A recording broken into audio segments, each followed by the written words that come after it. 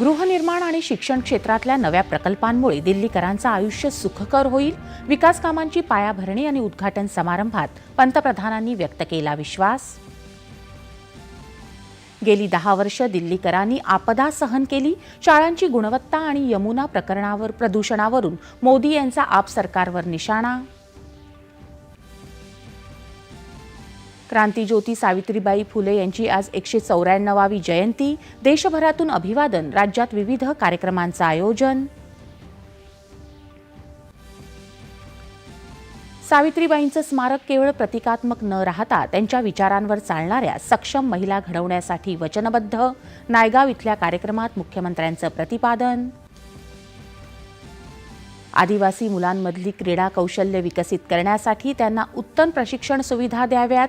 नागपूर इथं राज्यस्तरीय क्रीडा महोत्सवात केंद्रीय मंत्री नितीन गडकरी यांची सूचना.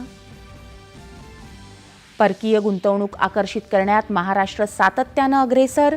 अवघ्या 6 महिन्यात राज्यात वार्षिक सरासरीच्या 95% गुंतवणूक. मुख्यमंत्री देवेंद्र फडणवीस. गौण खनिजांच्या नियमनात अधिक कार्यक्षमता आणण्यासाठी गौण खनिजासंबंधीचे सर्व अधिकार थेट जिल्हाधिकाऱ्यांना प्रदान करण्याचा महत्त्वाचा निर्णय. आणि बॉर्डर गावस्कर कसोटी क्रिकेट मालिकेच्या अखेरच्या सामन्यात भारताचा पहिला डाव 185 वर आटोपला. ऑस्ट्रेलियाच्या दिवसअखेर 1 बाद 9 धावा.